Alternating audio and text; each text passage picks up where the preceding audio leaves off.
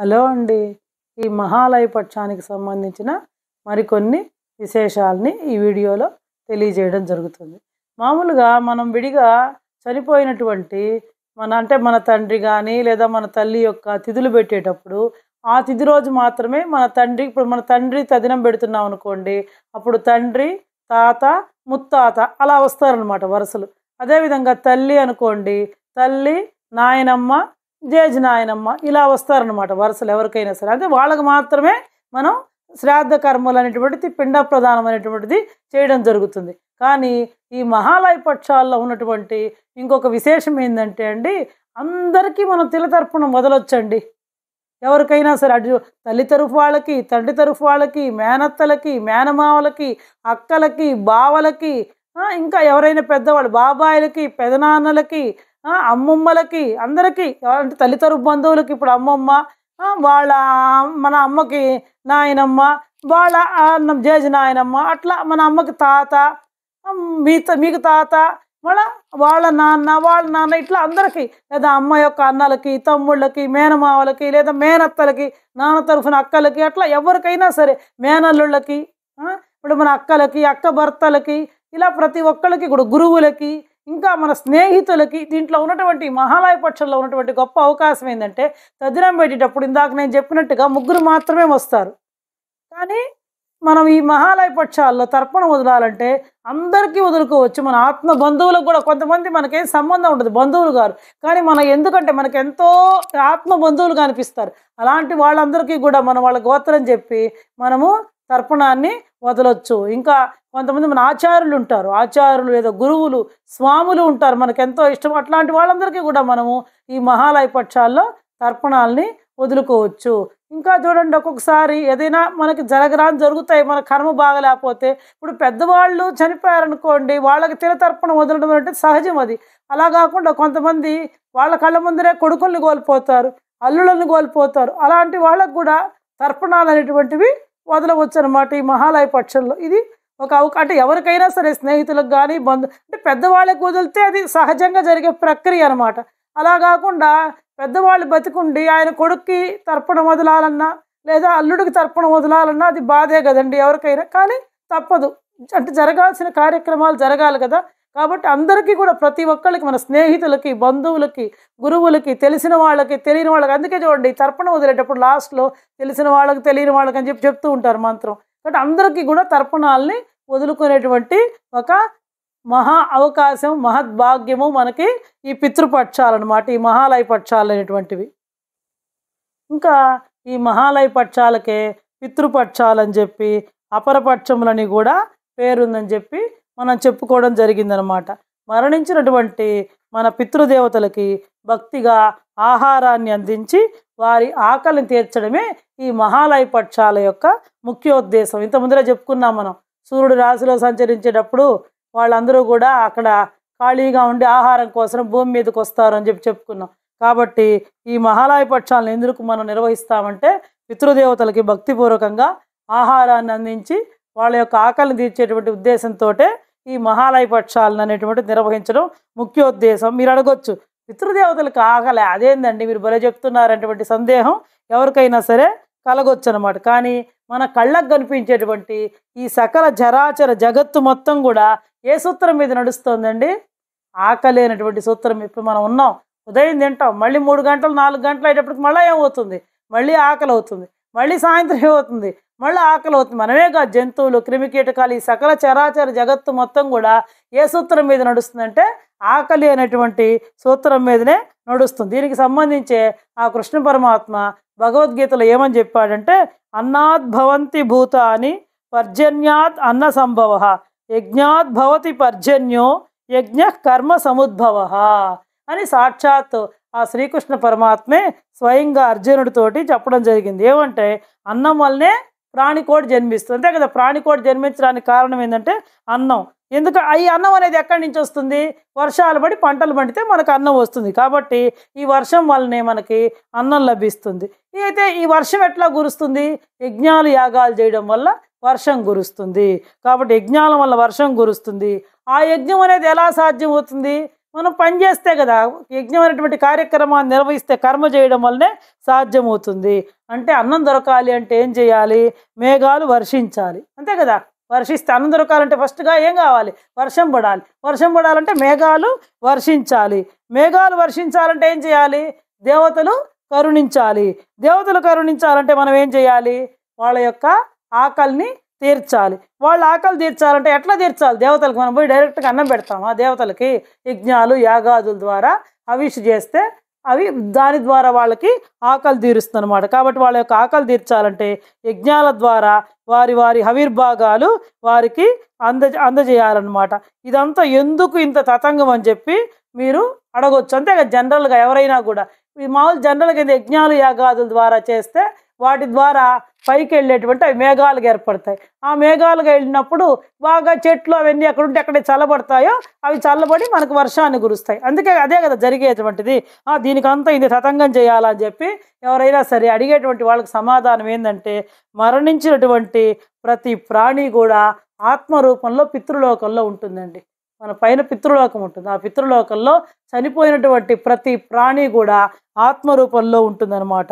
ఆ ఆత్మ తన పూర్వ కర్మానుభవం కోసం తిరిగి ఈ భూమి మీద జీవాత్మగా అవతరించడానికి అన్నాన్ని ఆశ్రయించి తద్వారా ఆ పురుష ప్రాణి దేహంలో ప్రవేశించి శుక్లకణముగా రూపొంది స్త్రీ గర్భకోశంలో ప్రవేశించి శిశువుగా రూపాంతరం చెంది ఈ భూమి మీదకు వస్తుంది. ఈ విధంగా జననం అనేటువంటిది ఎవరికైనా సరే సంభవించడం అనేటువంటిది జరుగుతుందన్నమాట. అంటే మరణించినటువంటి ప్రతి ప్రాణి కూడా ఆత్మరూపంలో ఎక్కడుంటుందంటే పితృలోకంలో ఉంటుందన్నమాట.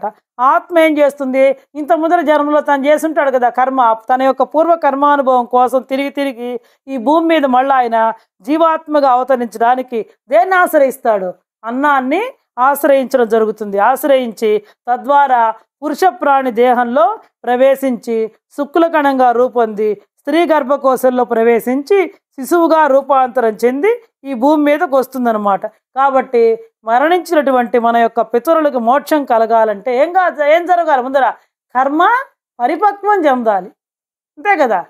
కాబట్టి మరణించినటువంటి మన పితరులకు మోక్షం కలగాలంటే ఏం చేయాలంటే కర్మ పరిపక్వం కావాలి.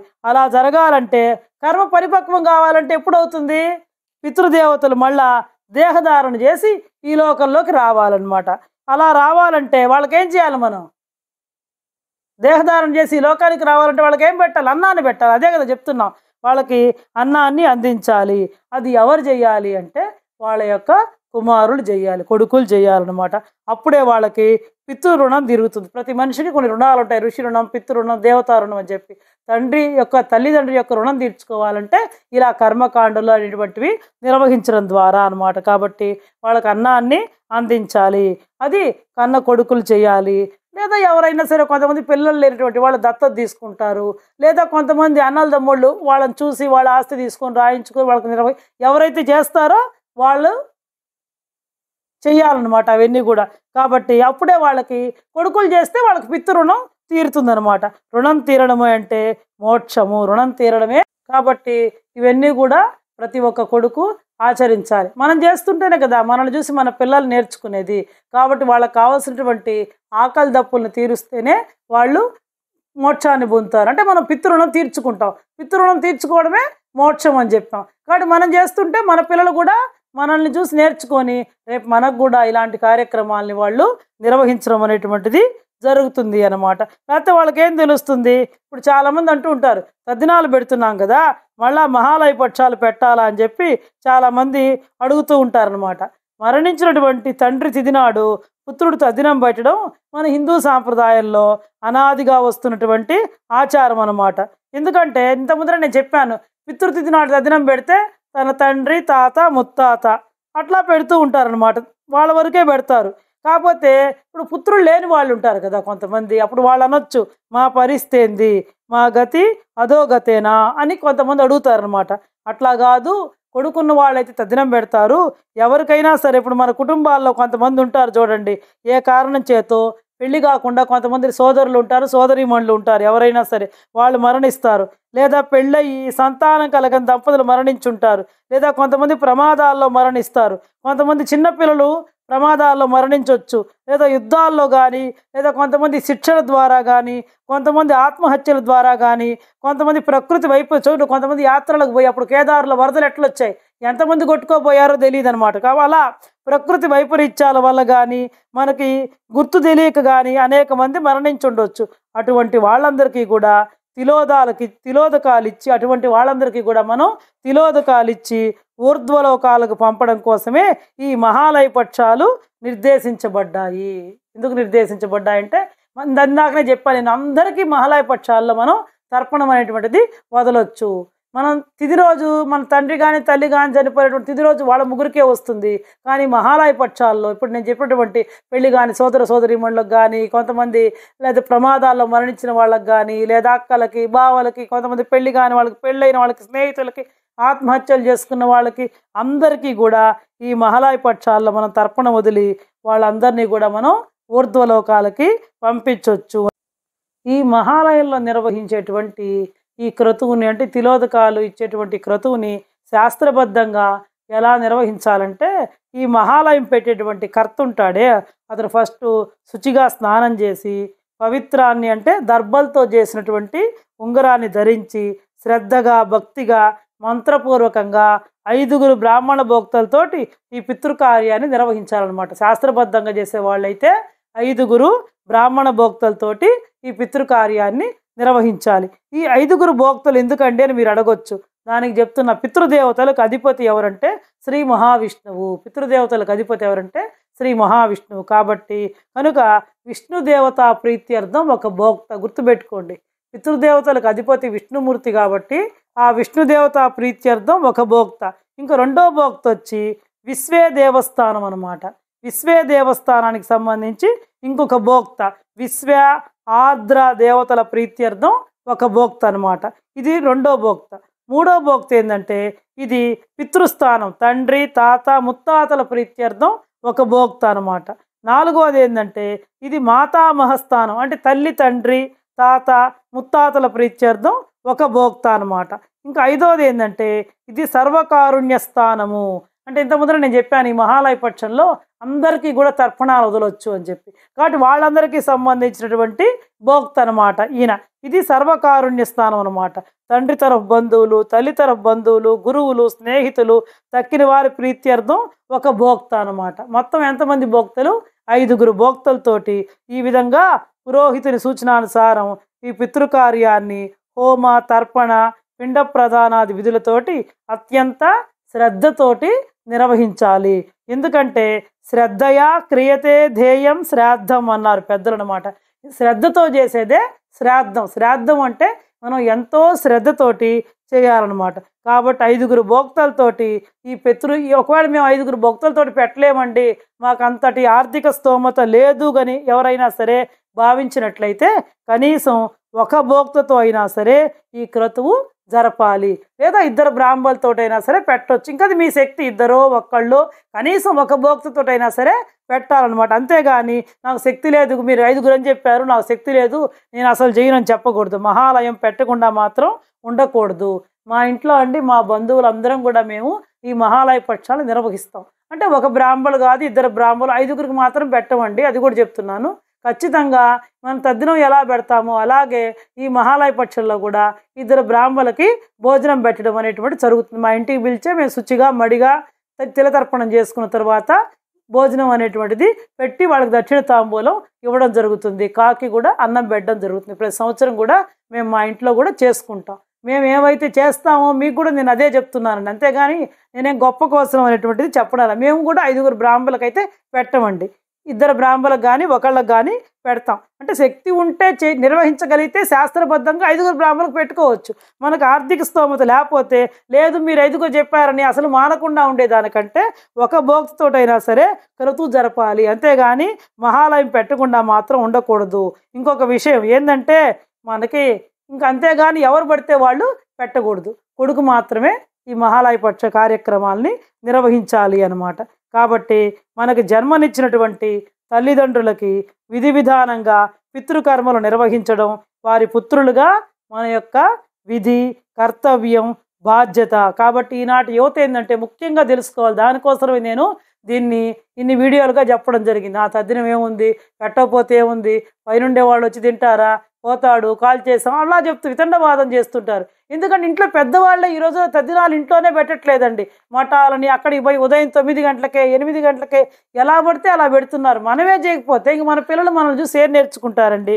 కాబట్టి అందుకే చెప్పింది. ఎందుకంటే వాళ్ళు మనకి జన్మనిచ్చారు. పాపం తల్లి జన్మనిచ్చిందంటే ఆమె ప్రాణం పోయినట్టే లెక్క. మళ్ళా పునర్జన్మ ఎత్తుంది తల్లి.